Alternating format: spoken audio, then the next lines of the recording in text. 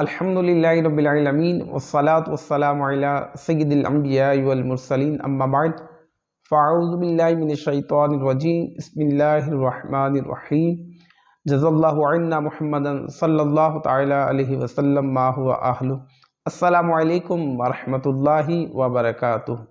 فرمان مصطفیٰ صلی اللہ تعالی علیہ وآلہ وسلم ہے، اس کا مفہوم ہے تم جہاں بھی ہو مجھ پر درود پاک پڑھو کہ تمہارا درود مجھ تک پہنچتا ہے۔ سبحان اللہ، ہم جہاں بھی ہوں پیارا آقا علیہ السلام کی ذات پہ درود پاک پڑھیں تو پیارا آقا علیہ السلام کی بارگاہ میں ہمارا درود پاک پیش کیا جاتا ہے۔ حصول برکت ایک مرتبہ درود پاک پڑھ لیجئے، اللہم صلی علی سیدنا و مولانا محمد کما تحب و ترضی۔ آج کا جو ہمارا موضوع ہوگا وہ توبہ پر ہوگا کہ قرآن مجید فرقان حمید کی آیت بینات سن کر کس طرح توبہ کی توفیق نصیب ہوئی، اس کے متعلق انشاءاللہ الرحمن آج ہم سماعت فرمائیں گے۔ نیت فرما لیں انشاءاللہ الرحمن، توجہ کے ساتھ سماعت فرمائیں گے، یاد رکھیں گے اور ثواب کی نیت سے دوسروں تک بھی پہنچائیں گے انشاءاللہ الرحمن۔ ایک نیک شخص کے گھر کی دیوار گر گئی، اب وہ اس گھر کی دیوار کو بنانے کے لیے کافی پریشان ہوا، لہٰذا وہ اس دیوار کو تعمیر کرنے کے لیے ایک چوراہے پر گیا جہاں مزدور جمع ہوتے تھے، وہاں پر کسی مزدور کو لینے کے لیے گیا تو وہاں بہت سارے اس نے مزدوروں کو دیکھا، لیکن ان میں ایک نوجوان بھی تھا جو باقی مزدوروں سے الگ تھلگ کھڑا ہوا تھا، اس کے ہاتھ میں ایک تھیلا وغیرہ بھی تھا جس میں اس کے اوزار وغیرہ بھی تھے۔ اب وہ شخص کہتا ہے کہ میں اس نوجوان شخص کے پاس گیا اور میں نے جا کر کہا کہ مجھے گارے کا کام کروانا ہے، کیا تم میرے ساتھ چلو گے؟ اس نے کہا میں ضرور چلوں گا، لیکن جانے سے پہلے میری 3 شرائط ہوں گی۔ اب اندازہ کیجیے کیسا وہ مزدور ہے، کام کے لیے جانا ہے لیکن اس کے لیے پہلے شرائط رکھ رہا ہے مالک سے کہ حضور کام میں آپ کا کر دوں گا، گارے کا جو کام ہے وہ میں بالکل کروں گا، لیکن اس سے پہلے میری کچھ شرائط ہیں وہ آپ کو پوری کرنی ہوں گی۔ اب اس نے کہا کہ اگر تمہاری کچھ شرائط ہیں تو وہ مجھے بتا دے، تمہاری کون کون سی شرائط ہیں؟ اب اس نوجوان نے کہا میری جو شرائط ہیں ان میں سے ایک تو پہلی شرط یہ ہے کہ تم مجھے میری مزدوری پوری ادا کرو گے، میں جو کام کروں گا مجھ سے جو تمہارا طے ہوگا، ایگریمنٹ ہوگا، تم میری مزدوری کو پورا ادا کرو گے۔ اب جو لینے کے لیے آیا تو نے کہا ٹھیک ہے، جو تمہارا مزدوری مجھ سے طے ہوگی میں اسے پوری ہی ادا کروں گا۔ اب اس نے کہا کہ میری دوسری شرط یہ ہے جو مجھ سے میری طاقت اور صحت کے مطابق کام لوگے، یعنی جتنی میری اندر استطاعت ہے، طاقت ہے، اس کے مطابق ہی تم مجھ سے کام لوگے، اس سے زیادہ مجھ سے کام نہیں لوگے۔ اب اس شخص نے اس کی بھی حامی بھر لی کہ ٹھیک ہے میں تمہاری طاقت اور وسعت کے مطابق ہی تم سے کام لوں گا۔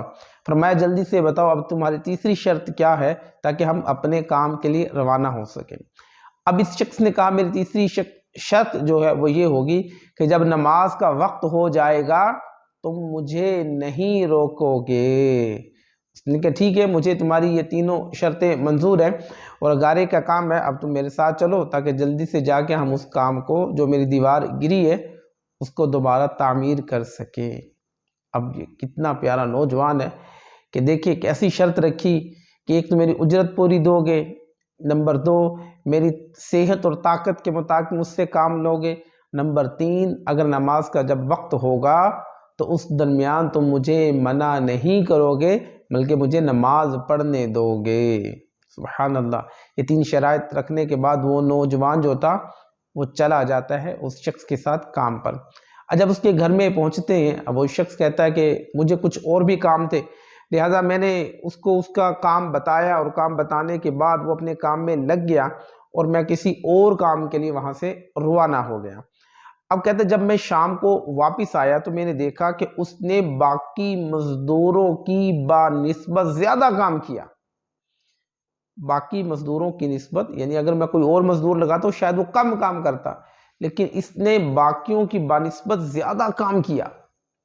میں نے خوشی خوشی اس کو جو اس کا اجارہ تھا وہ اجارہ اس کو دے دیا۔ اب جب وہ ظاہر ہے ایک دن میں میرا کام کمپلیٹ ہونے والا نہیں تھا، زیادہ وقت درکار تھا، لہٰذا اگلے دن دوسرے دن میں پھر اسی چوراہے پر گیا اور اس نوجوان کو تلاش کرتا رہا کہ وہ نیک صالح نوجوان مجھے مل جائیں تاکہ میں دوبارہ اس کو کام پر لے سکوں اور پھر اس طرح میرا جو کام ہے وہ جلدی کمپلیٹ ہو جائے گا۔ اب وہ نوجوان اس سے کہیں نظر نہ آیا۔ اب اس نے اس کے دیگر جو لوگ وہاں پر جمع ہوتے تھے مزدور، ان مزدوروں سے معلومات لی کہ وہ نوجوان کہاں ہے اور کہاں کا رہنے والا ہے، آج وہ آیا نہیں۔ تو ان لوگوں نے جو بات ان کو بتائی اس کی حیرت کی انتہا نہ رہی، سچ میں ایسا ہے؟ کہ جی، بات یہ بتائی کہ وہ ہفتے میں صرف ایک دن کام کرتا ہے، باقی دنوں میں اللہ رب العالمین کی عبادت میں مشغول رہتا ہے۔ اب جب اس کو یہ پتہ چلا، وہ بھی نیک صالح تھا، اس نے کہا اچھا اگر ایسی بات ہے تو پھر مجھے اس کے پاس جانا ہوگا۔ لہٰذا اس کا پتہ کر کے اس کے گھر پہنچا تو دیکھتا ہے کہ وہ ایک جھونپڑی میں رہنے والا ہوتا ہے اور بہت زیادہ بخار اس کو ہو جاتا ہے اور بخار سے وہ کانپ رہا ہوتا ہے۔ اب جب یہ شخص اس کی جھونپڑی میں پہنچتا ہے اور اس کے پاس پہنچتا ہے، اب اس کو جا کے پھر یہ کہتا ہے کہ دیکھو اللہ کے بندے، تمہیں بخار بہت زیادہ ہے، تم یہاں پر تنہا ہو، تمہارا کوئی یہاں پر پرسان حال نہیں، لہٰذا تم مجھے خدمت کا موقع دو اور میرے ساتھ چلو، میرے گھر میں رہو، تو انشاءاللہ الرحمن میں تمہارا جتنا ممکن ہو سکا تمہاری خیر خواہی کروں گا اس حوالے سے۔ اب اس نوجوان نے پھر یہی کہا کہ ٹھیک ہے، میں تمہارے ساتھ چلنے کو تیار ہوں، لیکن میری پھر ایک شرط ہوگی۔ اب اس نے کہا اس بیماری میں بھی ہو، بیمار بھی ہو، سارے معاملات ہیں، اور اب پھر شرط، لیکن ان کو پتہ تھا یہ صالح ہے، نیک ہے، اس نے پہلے جو شرطیں رکھی تھی وہ بھی اچھی تھی، لہذا اب بھی اس کی جو شرط ہے وہ میں مان لیتا ہوں۔ کیا ہے؟ اب اس بیمار نے کہا اگر پسند کرو تو میرے ساتھ اب وہ شخص نے اصرار کیا، چلو اب اس نے خدمت کا موقع اس کو مل گیا۔ اولاً تو اس نے انکار کیا تھا، لیکن پھر وہ ان کے ساتھ جانے کے لیے تیار ہو گیا۔ اب اس نے جو شرط رکھی وہ مجھ سے یہ ہے کہ وہ آپ مجھ سے کوئی چیز لے کر استعمال نہیں کرے گا، اور اس سے یہ شرط طے کر کے اسے اپنے گھر میں لے آیا۔ لیکن اب وہ جب 3 دن تک، وہ شخص کہتا ہے وہ 3 دن تک وہ جو مزدور جو تھا وہ میرے گھر میں رہا، اور کسی قسم کی اس نے کسی چیز کا مطالبہ نہیں کیا، اور نہ ہی کوئی چیز لے کر مجھ سے تناول کی، کھائی، کوئی چیز اس نے مجھ سے لے کر نہیں کھائی، تاکہ اس کی یہ شرط تھی۔ چوتھے روز اس کے بخار میں مزید شدت آ گئی۔ آخر اس نے مجھے اپنے پاس بلایا اور کہنے لگا اے میرے بھائی، اب میرا آخری وقت آ گیا ہے، لہٰذا جب میں مر جاؤں تو میری وصیت پر عمل کرنا۔ اب اس نے کہا اب تمہاری وصیت کیا ہے؟ اب تم کیا کہنا چاہتے ہو؟ اس نے کہا اب میرا آخری وقت ہے، میں تمہیں وصیت کرنا چاہتا ہوں اور میری اس وصیت کو پورا بھی کرنا۔ اس نے کہا جی بتائیں آپ کی وصیت کیا ہے؟ اس نے کہا نمبر 1، جب میری روح جسم سے نکل جائے تو میرے گلے میں رسی ڈال کر باہر لے جانا گھسیٹتے ہوئے، اور وہاں جا کر اعلان کر دینا اور اس بات کو دہرانا، دیکھ لو رب تعالیٰ کی نافرمانی کرنے والوں کا یہی حال ہوتا ہے، کہ اللہ رب العالمین کی نافرمانی کرنے والوں کا یہ انجام ہوتا ہے، ایسے ہی کرنا۔ نمبر 2، جب مجھے غسل دے چکو تو مجھے انہی کپڑوں میں دفن کر دینا، جو میں نے کپڑے پہنے ہیں مجھے اسی لباس میں دفن کر دینا۔ پھر بعد بغداد میں خلیفہ ہارون رشید کے پاس جانا اور یہ قرآن مجید اور انگوٹھی انہیں دینا، اور میرا پیغام بھی دینا کہ اللہ رب العالمین سے ڈرو، کہیں ایسا نہ ہو کہ غفلت اور نشے کی حالت میں موت آ جائے اور بعد میں پچھتانا پڑے، لیکن پھر اس سے کچھ حاصل نہیں ہوگا۔ وہ نوجوان مجھے یہ وصیت کرنے کے بعد انتقال کر گیا۔ میں اس کی موت کے بعد کافی دیر تک آنسو بہاتا رہا اور غم زدہ رہا، اور پھر نہ چاہتے ہوئے بھی میں نے اس کی وصیت کو پورا کرنے کے لیے اس کے گلے میں رسی ڈالنا چاہی، تو غیب سے کمرے کے ایک کونے سے آواز گونج اٹھی، اس کے گلے میں رسی بٹ ڈالنا۔ کیا اللہ رب العالمین کے اولیاء کے ساتھ ایسا سلوک کیا جاتا ہے؟ یہ آواز سن کر میرے بدن پر کپی طاری ہو گئی۔ یہ سننے کے بعد میں نے اس کے پاؤں کو بوسہ دیا، اس کے کفن دفن کا انتظام کرنے چلا گیا۔ اس کے بعد تدفین سے فارغ ہونے کے بعد میں اس کا قرآن پاک اور انگوٹھی لے کر خلیفہ کے محل کے جانب روانہ ہو گیا۔ وہاں جا کر میں نے اس نوجوان کا واقعہ ایک کاغذ پر لکھا اور محل کے داروغہ سے اس سلسلے میں بات چیت کرنا چاہی تو اس نے مجھے جھڑک دیا اور اندر جانے کی اجازت نہیں دی، بلکہ اپنے پاس بٹھا لیا۔ آخر کار خلیفہ نے مجھے اپنے دربار میں طلب کر لیا اور کہنے لگا، کیا میں اتنا ظالم ہوں کہ تم مجھ سے براہ راست بات بھی نہیں کر سکتے؟ اور ایک کاغذ کے رکے کا سہارا لیا۔ میں نے عرض کی، نہیں، اللہ تعالیٰ آپ کا اقبال بلند کرے، میں کسی ظالم کی فریاد لے کر نہیں بلکہ ایک پیغام لے کر حاضر ہوا ہوں۔ خلیفہ نے اس پیغام کے بارے میں دریافت کیا تو کیا میں نے وہ قرآن مجید فرقان حمید نکال کر اس کے سامنے رکھ اور انگوٹھی اس کے سامنے رکھ دی۔ خلیفہ نے ان چیزوں کو دیکھتے ہی کہا، یہ چیزیں تجھے کس نے دی؟ میں نے عرض کی، ایک گارا بنانے والے مزدور نے۔ خلیفہ نے ان الفاظ کو 3 بار دہرایا، گارا بنانے والا مزدور، گارا بنانے والا مزدور، گارا بنانے والے مزدور نے تم نے یہ چیزیں، تینوں چیزیں تجھے دی ہیں؟ اور رو پڑا۔ کافی دیر کے بعد مجھ سے پوچھنے لگا، وہ گارا بنانے والا اب کہاں ہے؟ میں نے کہا، حضور وہ تو انتقال کر چکا ہے، وہ تو مر چکا ہے، وہ تو اس دنیا کو الوداع کر چکا ہے۔ یہ سن کر خلیفہ بے ہوش ہو کر زمین پر گر گیا، عصر تک بے ہوش ہی رہا۔ میں اس دوران حیران و پریشان وہی موجود رہا۔ پھر جب خلیفہ کو کچھ افاقہ ہوا تو اس نے مجھ سے دریافت کیا، کیا اس کی وفات کے وقت تم اس کے پاس موجود تھے؟ میں نے جی میں سر ہلایا۔ اس نے تجھے کیا وصیت کی؟ بادشاہ نے پوچھا۔ میں نے اسے نوجوان کی وصیت بتائی اور پیغام بھی دے دیا جو اس نوجوان نے خلیفہ کے لیے چھوڑا تھا۔ جب خلیفہ نے یہ ساری باتیں سنی تو مزید غمگین ہو گیا اور اپنے سر سے عمامہ اتار دیا، اپنے کپڑے چاک کرنے لگا اور مجھے نصیحت کرنے والے، اے میرے زاہد و پارسا، اے میرے شفیق، اس طرح کے بہت سارے القابات خلیفہ نے اس مرنے والے نوجوان کے لیے دہرائے اور اپنی آنکھوں سے مسلسل آنسو بھی بہاتا رہا۔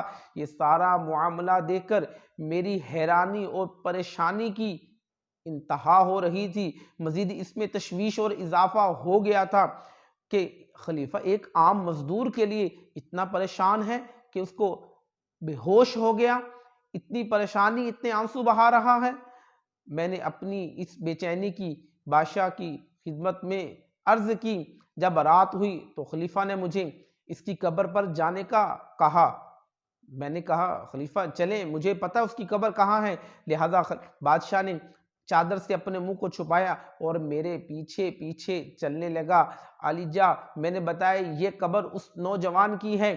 خلیفہ نے اس کی قبر سے لپٹ کر رونے لگا۔ پھر کچھ دیر کے بعد رونے کے بعد اس کے سرہانے کھڑا ہو گیا اور مجھ سے کہنے لگا، اے نوجوان، یہ میرا بیٹا تھا، میری آنکھوں کی ٹھنڈک اور میرے جگر کا ٹکڑا تھا۔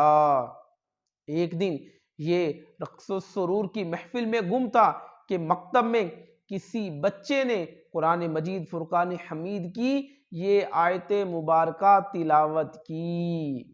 یہ وہ قرآن مجید فرقان حمید کی آیت تھی جس کی وجہ سے بادشاہ کے اس بیٹے نے رقص و سرور کی محفلوں کو چھوڑ کر ہمیشہ کے لیے اللہ پاک کو راضی کرنے کے لیے اپنے آپ کو محل سے ایک جھونپڑی میں منتقل کر لیا اور وہاں محنت مزدوری کی، ایک دن مزدوری کرتا اور باقی دن اللہ رب العالمین کی عبادت میں مشغول رہتا، اللہ پاک کی بارگاہ میں توبہ کرتا رہتا ہے۔ آئیے وہ قرآن مجید فرقان حمید کی آیت بینات کون سی ہے جس کی تلاوت سن کر اس کا دل چوٹ کھا گیا اور وہ راہ سنت پر آ گیا، اللہ رب العالمین کی بارگاہ میں توبہ استغفار کرنے والا بن گیا۔ آئیے نیت کریں انشاءاللہ الرحمن ہم بھی یہ آیت مبارکہ توجہ کے ساتھ سنیں گے اور انشاءاللہ الرحمن اپنے رب تبارک و تعالیٰ سے توبہ کی بھیک بھی طلب کریں گے۔ چنانچہ اللہ رب العالمین کی لا ریب کتاب قرآن مجید فرقان حمید پارہ 27 آیت نمبر 16 سورہ حدید کی یہ آیت مبارکہ ہے۔ پارہ 27 سورہ الحدید آیت نمبر 16 میں اللہ رب العالمین نے ارشاد فرمایا، بسم اللہ الرحمن الرحیم، الم یعنی للذین آمنوا ان تخشع قلوبہم لذکر اللہ۔ ترجمہ قرآن کنز الایمان، کیا ایمان والوں کو ابھی وہ وقت نہ آیا کہ ان کے دل جھک جائیں اللہ رب العالمین کی یاد کے لیے؟ سبحان اللہ سبحان اللہ۔ جب اس نے یہ آیت مبارکہ سنی تو اللہ تعالیٰ کے خوف سے تھر تھر کانپنے لگا اور اس کی آنکھوں سے آنسوں کی جھڑی لگ گئی اور یہ پکار پکار کر کہنے لگا، کیوں نہیں کیوں نہیں، اور یہ کہتے ہوئے محل کے دروازے سے باہر نکل گیا۔ اس دن سے ہمیں اس کے بارے میں کوئی خبر نہ ملی یہاں تک کہ آج تم نے اس کی وفات کی خبر دی۔ تو دیکھا آپ نے قرآن مجید فرقان حمید کی تلاوت سن کر اس کا دل چوٹ کھا گیا۔ اب غور کیجیے آج ہم تلاوت قرآن کتنی کرتے ہیں؟ پہلے تو کرتے نہیں، اگر کرتے ہیں تو پھر صحیح کتنی کرتے ہیں، اور جو صحیح کرتے ہیں پھر اس سے ہم عبرت کتنی لیتے ہیں۔ تو نیت کریں انشاءاللہ الرحمن خوب توجہ کے ساتھ تلاوت قرآن مجید فرقان حمید کیا کریں گے۔ اگر نہیں آتی تو محلے کے جو صحیح العقیدہ قاری صاحب ہیں ان کے پاس بیٹھ کر انشاءاللہ الرحمن تلاوت قرآن سیکھیں گے انشاءاللہ الرحمن۔ ساتھ یہ بھی نیت کر لیں کہ روزانہ انشاءاللہ الرحمن ترجمہ کنز الایمان کو انشاءاللہ الرحمن ترجمہ تفسیر کے ساتھ بھی پڑھنے کی عادت بنا لیجئے، خود بھی پڑھیں، بچوں کو بھی پڑھ کر سنائیں، تو انشاءاللہ الرحمن گھر میں اللہ رب العالمین کی رحمتوں کا نزول بھی ہوگا، قرآن مجید فرقان حمید کی تعلیمات عام بھی ہوں گی۔ اللہ پاک مجھے آپ سب کو عمل کی توفیق عطا فرمائے، سچی توبہ کی توفیق عطا فرمائے، آمین بجاہ نبی الامین صلی اللہ تعالی علیہ وآلہ وسلم۔